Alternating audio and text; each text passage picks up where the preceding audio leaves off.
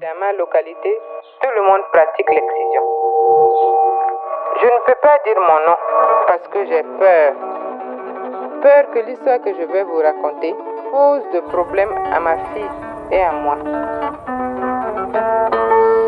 Merci donc les auditeurs de la 103.4. Nous en arrivons à la page santé de cette édition. Il y a un atelier de formation qui a eu à regrouper 12 journalistes de 3 pays différents. Une formation axée sur la production de documentaires audio sur les MGF. Donc, spécialisé.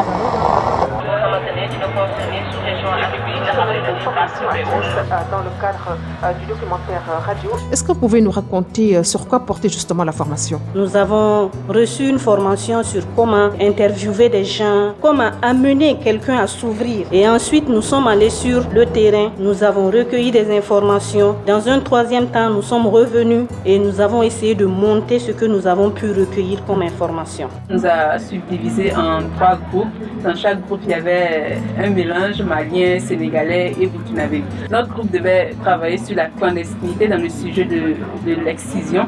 Et pour ça, on devait aller jusqu'à la frontière, dans un village qu'on appelle Luna France. On a cherché le village et tout ça, on a failli se perdre, mais on est arrivé. On a profité de cette séance de sensibilisation là pour rencontrer les animateurs et aussi les populations du village, puisque c'est un village frontalier à la Gambie.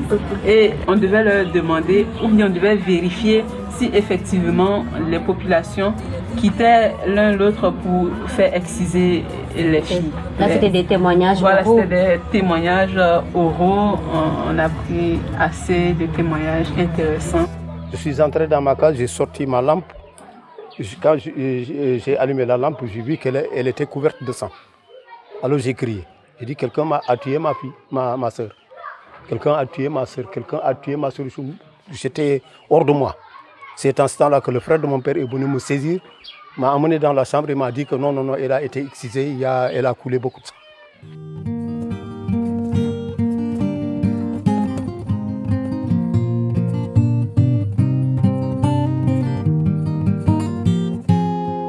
L'audio documentaire, c'est un genre assez spécifique parce qu'on peut mettre de la musique, du son, des sketchs, de la fiction, autour d'une histoire que l'on raconte, une histoire sur un sujet assez précis. On suit l'histoire jusqu'au bout. On amène avec nous les auditeurs sur un sujet et c'est très passionnant. Cette formation m'a permis de voir un peu ce que veut dire documentaire audio. Et j'encourage beaucoup Aidos à persévérer dans ces genres de formation et donner la chance à d'autres communicatrices ou journalistes de participer, même si ce n'est pas dans le domaine de la mutilation génitale féminine, dans plein d'autres domaines, ça doit passer forcément par ça.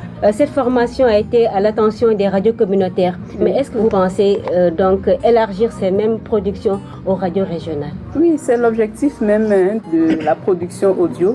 C'est de faire des productions en langue française, mais surtout en langue nationale. Et l'idée des audiodocumentaires, c'est de ne pas avoir seulement information qui vient de l'eau, mais c'est d'utiliser la radio pour partager des vécus personnels des personnes qui ont d'un côté dédié leur vie à contribuer au changement des mentalités et de l'autre côté rendre accessible à ceux qui vont écouter les vécus des personnes qui ont subi, ont expérimenté sur leur propre vie les conséquences des mutilations génitales féminines.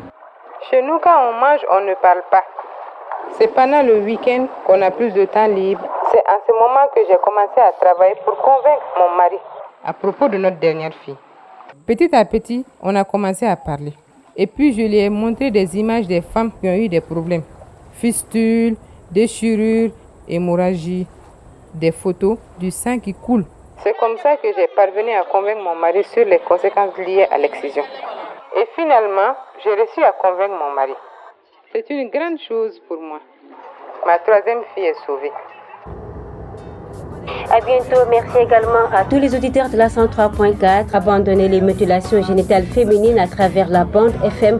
Voilà une série de documentaires radio sur l'excision qui entre dans le cadre du projet de formation réalisé par AIDOS, Association italienne Femmes pour le développement, supporté par le programme conjoint UNICEF-UNFPA sur les mutilations génitales féminines. Merci et nous vous donnons rendez-vous très prochainement pour cette série de documentaires radio sur l'excision.